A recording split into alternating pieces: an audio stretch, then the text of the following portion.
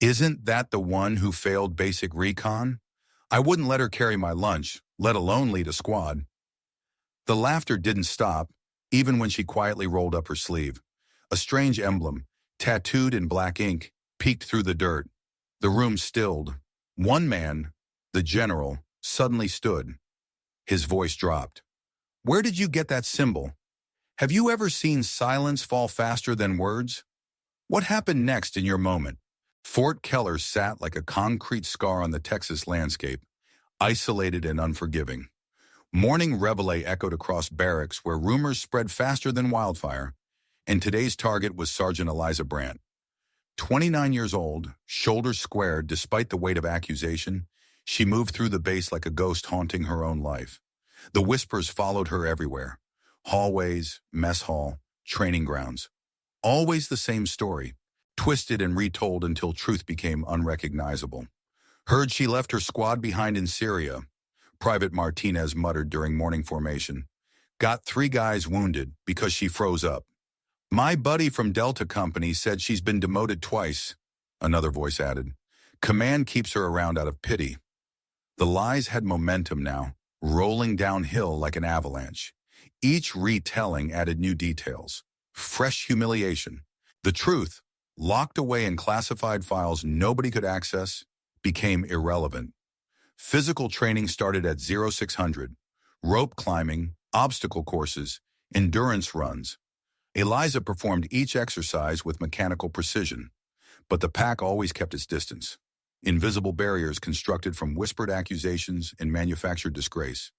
"Need help with that rope washout?" Corporal Jenkins called out as she prepared for her climb. "Wouldn't want you freezing up again." Laughter rippled through the formation. Not cruel exactly, but casual. The worst kind of dismissal. She'd become entertainment, a cautionary tale told through smirks and sideways glances. Eliza said nothing. Never did anymore. Words had failed her during the investigation, twisted into evidence of incompetence. Silence had become armor, though it offered little protection against the constant barrage of judgment. During equipment inspection, she removed her outer jacket to check gear placement. The movement was routine, automatic, until someone noticed. "What's that on your arm?" Private Chen squinted at the exposed skin. A tattoo. Black ink forming an intricate symbol, partially hidden by dirt and sweat. Geometric patterns surrounding what looked like a phoenix, but wrong somehow. More angular, more purposeful. Military precision carved into flesh. Chen fumbled for his phone, snapping a quick photo before Eliza could cover up. Within minutes, the image was circulating through group chats and social media. Another piece of evidence in the court of barracks' opinion.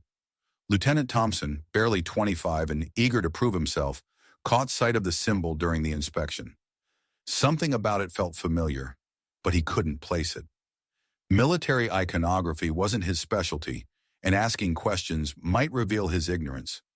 "Interesting artwork, Sergeant," he said carefully. "Personal meaning?"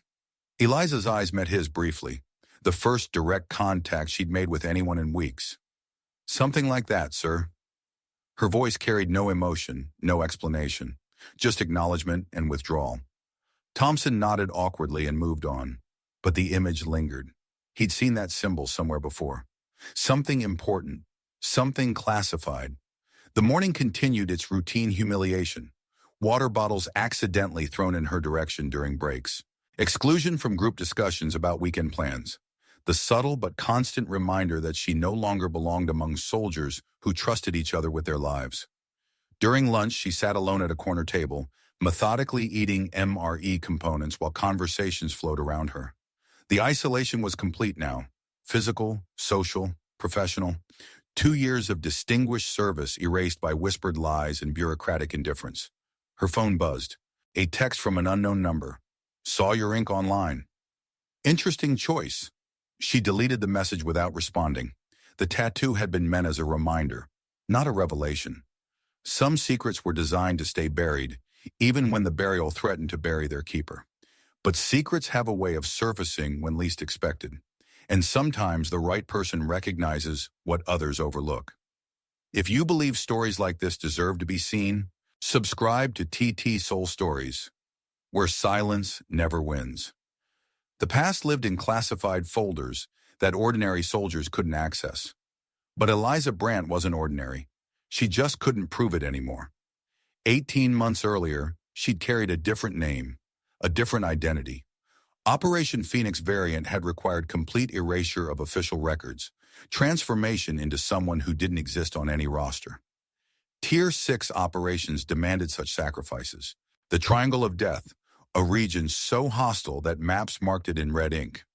7 soldiers went in to extract a political prisoner whose existence threatened 3 governments. Intelligence suggested the mission was suicide, disguised as strategy, but someone had to try. Her team had been handpicked from special operations units across different branches.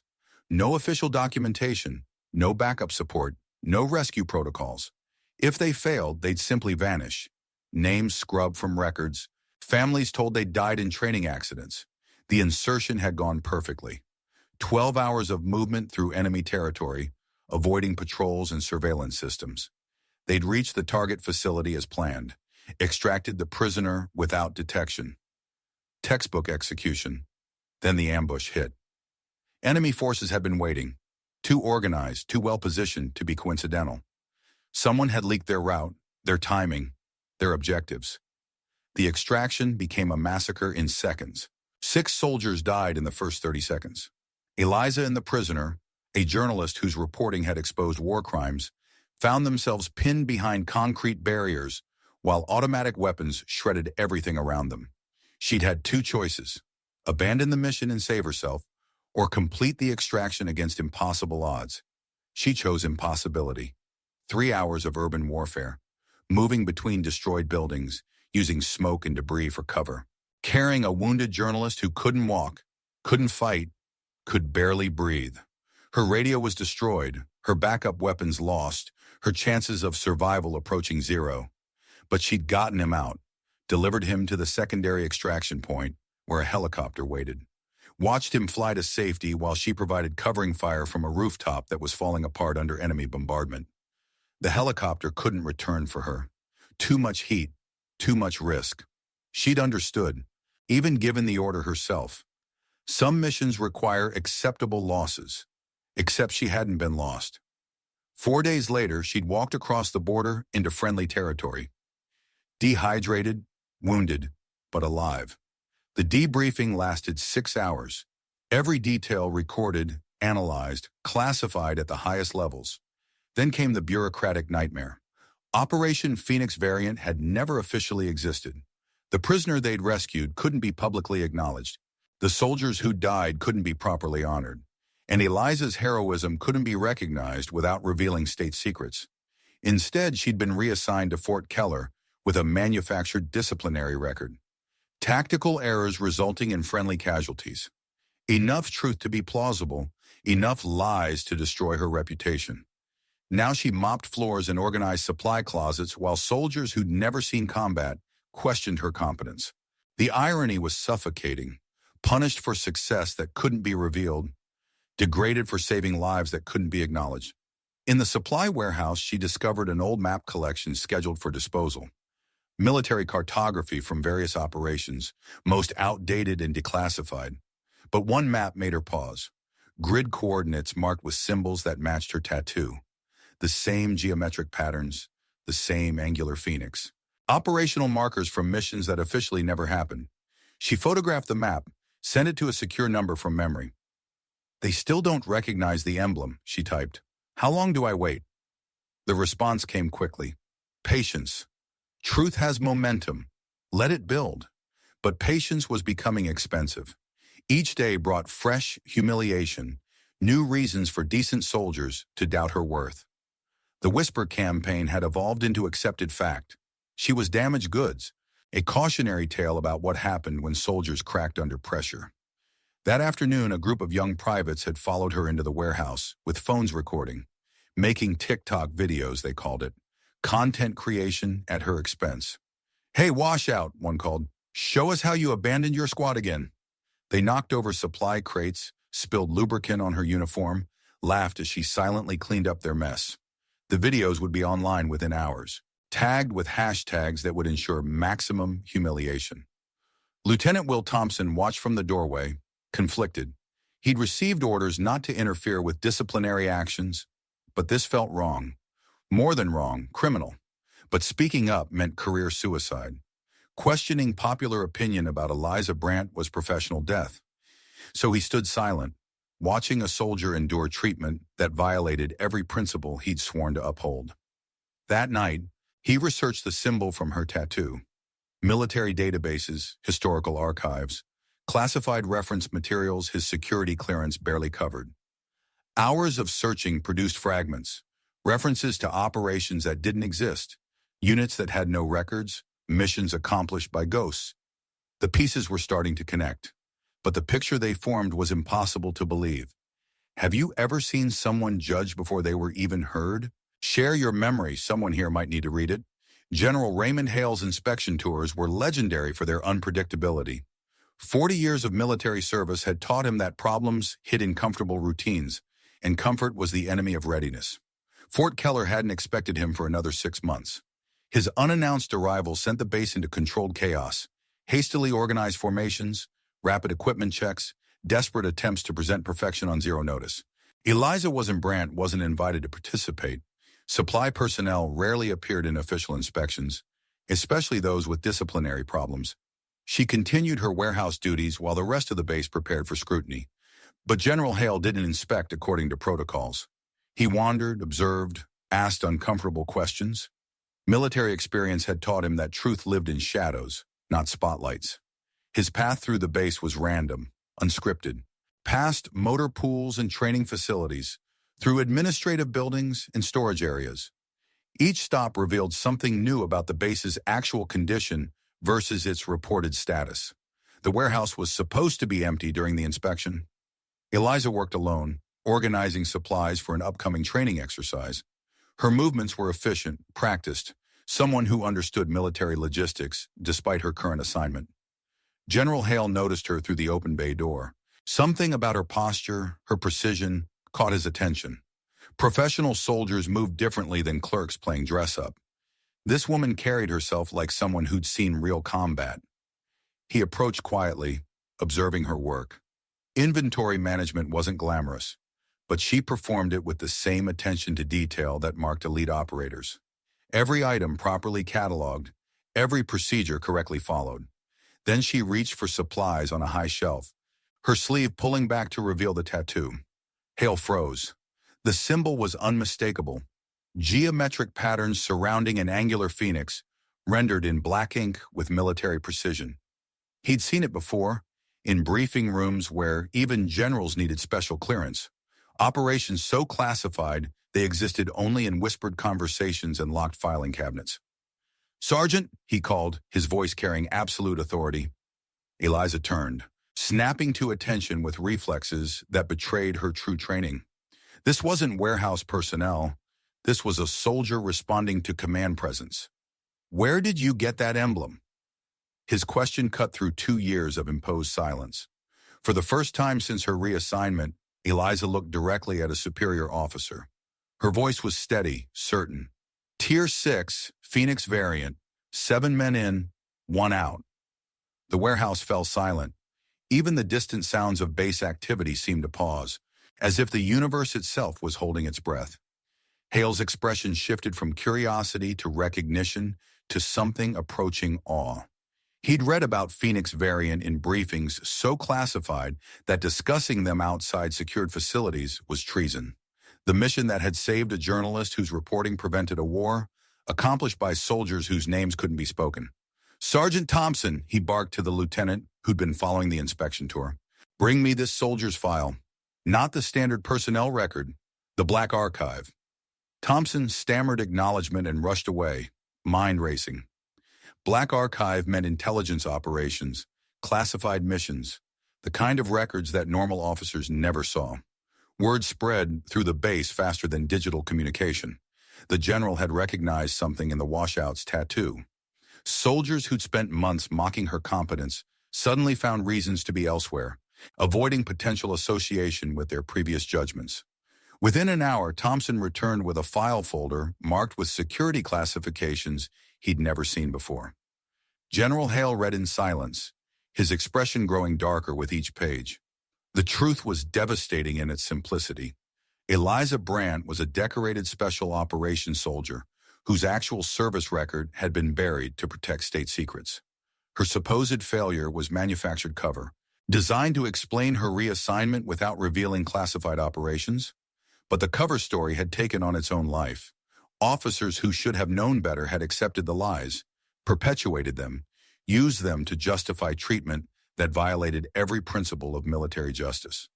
"Sergeant Brandt," General Hale's voice carried across the warehouse, "please approach." She moved with the controlled precision of someone approaching a superior officer, not the hesitant shuffle of a disgraced soldier.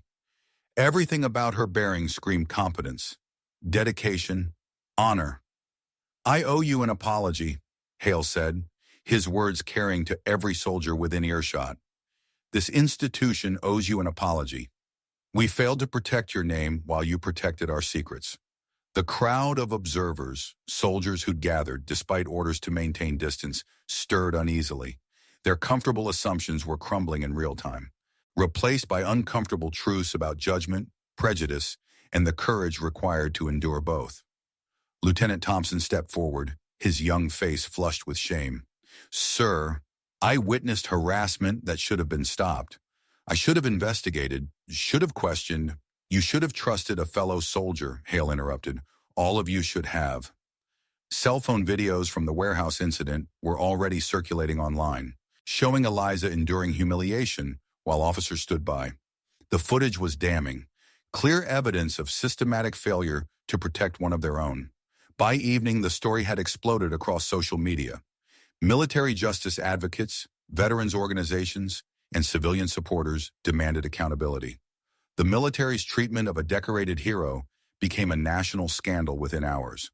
But for Eliza, standing in that warehouse while truth finally emerged from shadows, the vindication felt hollow. Her reputation was restored, but the cost, 2 years of isolation, humiliation, and silence, couldn't be undone. Some victories came too late to matter, or perhaps they mattered more because of the delay. The formal ceremony took place 3 weeks later in a conference room where classified operations were planned and executed. No cameras, no media, no public recognition, just truth acknowledged in the shadows where it belonged. General Hale read from official documentation that had been sealed for 2 years. "Sergeant First Class Eliza Brandt demonstrated exceptional valor during Operation Phoenix Variant, directly saving the life of a high-value asset while under enemy fire. Her actions prevented international conflict and upheld the highest traditions of military service." Eliza stood at attention, dress uniform perfect despite her reluctance to participate. She'd requested no ceremony, no restored rank, no public vindication. Some wounds healed better without exposure, but the military needed this moment. Institutional failure demanded institutional acknowledgement, even if delivered quietly. "Your service record is hereby corrected," Hale continued. "All disciplinary actions are expunged. Your actual decorations are restored, including the Defense Superior Service Medal and Bronze Star with Valor device." The medals felt heavy in her hands, not from their weight, but from their cost. 2 years of silence, humiliation, and isolation. The price of protecting secrets that others took for granted. Lieutenant Thompson had requested permission to speak. His voice shook as he addressed her directly. "Sergeant Brandt, I witnessed harassment that I should have stopped. I failed my duty as an officer and as a human being. I formally apologize and request any disciplinary action you deem appropriate." She looked at him, really looked, for the first time since that day in the warehouse. Young, earnest, carrying guilt that would follow him for years. Learning lessons that would make him a better leader, assuming he didn't let shame destroy his effectiveness. "Apology accepted, Lieutenant. Learn from this. Protect soldiers who can't protect themselves." Her words carried no anger, no demand for punishment, just weary acceptance and hope that something positive might emerge from institutional failure. The ceremony concluded with orders that surprised everyone. Instead of returning to special operations or transferring to a different base, Eliza had requested assignment to the Warrior Transition Unit, helping soldiers recover from physical and psychological wounds sustained in combat. General Hale had initially resisted. "Sergeant, your skills are wasted in medical support. Special Operations Command wants you back immediately. With respect, sir, I've spent 2 years learning what it means to be abandoned by the system. That experience has value. He'd approved the transfer, recognizing wisdom in her choice. Sometimes the best healers were those who'd survived their own injuries. The public response to her story, leaked despite military attempts at secrecy, was overwhelming. Social media campaigns demanding accountability, congressional inquiries into military justice procedures, policy changes designed to prevent similar failures. Corporal Jenkins, who'd mocked her rope-climbing abilities, sent a handwritten letter to her new assignment. His words were carefully chosen, painfully honest. Sergeant Brandt, I called you a washout when you were actually a hero. I don't expect forgiveness, but I want you to know that your story changed how I see courage. Real courage isn't charging into battle. It's enduring injustice while protecting others who can't protect themselves. Thank you for that lesson. She didn't respond to the letter, but she kept it. Not as vindication, but as evidence that people could grow, change, learn from their failures. Hope in written form. The Silent Emblem project launched 6 months later, a military-wide initiative to identify and honor soldiers whose service had been classified beyond recognition.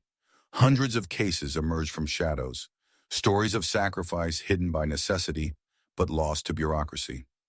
Each soldier received their due recognition, their records corrected, their families finally told why their loved ones had disappeared into black operations. Justice delayed but not denied. Eliza's tattoo became an unofficial symbol of the project.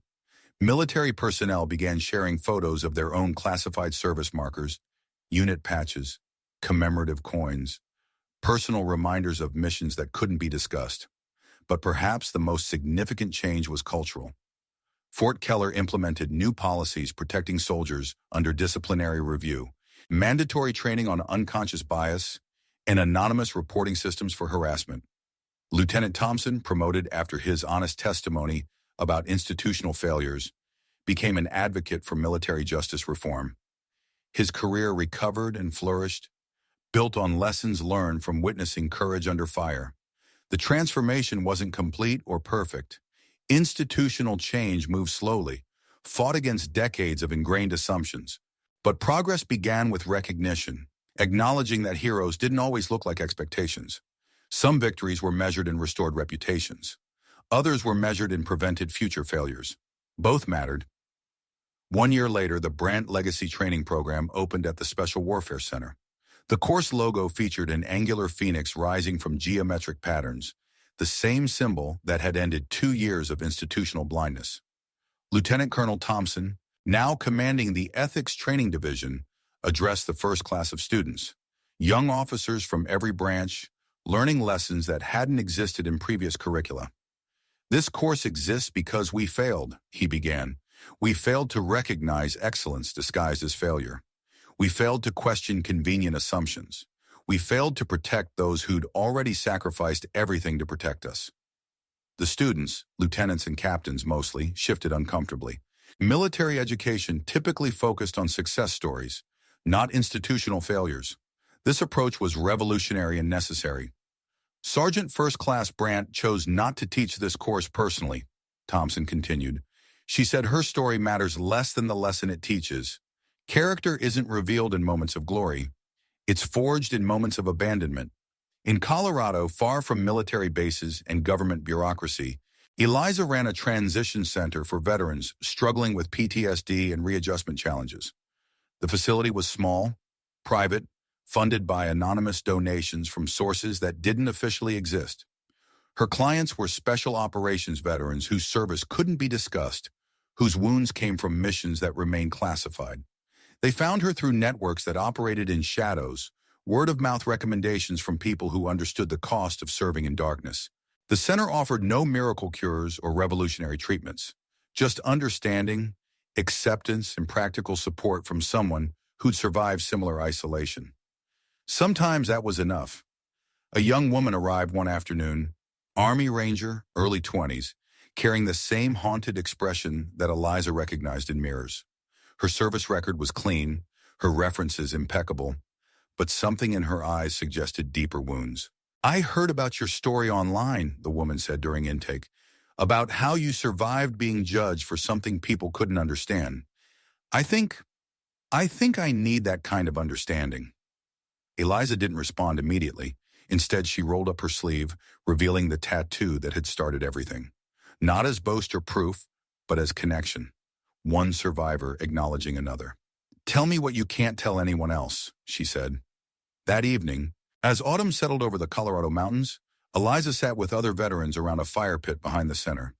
They shared stories that would never appear in official records, acknowledged sacrifices that couldn't be publicly recognized. These conversations happened every night, informal therapy sessions disguised as social gatherings. Veterans who'd served in classified operations, whose heroism remained hidden, whose wounds couldn't be explained to families or friends. They found healing in shared understanding, strength in mutual recognition. The silence that had once isolated them became a bond that connected them. A text arrived on her secure phone from an unknown number. New case incoming, Navy SEAL, 3 deployments to places that don't exist. Story sounds familiar. She typed back quickly. Room available. Send coordinates when ready. The center operated on word-of-mouth referrals and private funding, invisible to government databases or official recognition. Like the missions that had created its clients, it existed in shadows, necessary, effective, and deliberately hidden. But its impact spread far beyond Colorado. Veterans who found healing there returned to their communities stronger, more resilient, better equipped to handle civilian life. Their recovery rippled outward, affecting families, employers, entire support networks. Late that night, after the fire had died to embers and other residents had gone to bed, Eliza walked the perimeter of the property, old habits from military service, checking security and ensuring safety. The mountain air was clean, quiet, free from the constant tension of military bases. Here she could finally breathe without feeling watched, judged, evaluated against standards designed by people who'd never faced impossible choices. Her phone buzzed one final time. A message from General Hale, now retired but still maintaining contact with soldiers whose stories mattered. Saw the news about your center. Congressional hearing next month about military justice reform. Your testimony could change everything. She considered the message for several minutes before responding. I serve better in shadows. Let the reforms speak for themselves. Some victories were public, celebrated, remembered in history books. Others were private, personal, measured in lives quietly saved and dignity silently restored. Both had value. Both mattered. The tattoo on her arm caught moonlight, geometric patterns seeming to shift in the darkness. A symbol of sacrifice, endurance, and ultimately triumph. Not over enemies, but over the systems that had failed to recognize her worth. Tomorrow would bring new clients, fresh challenges, different battles against invisible wounds. But tonight, surrounded by mountains and silence and the knowledge that she'd found her true mission, Eliza Brandt was exactly where she belonged. In the shadows, where heroes did their finest work. Where are you watching from? Have you ever seen dignity returned in silence? Share your place and moment. We're building a map of quiet victories.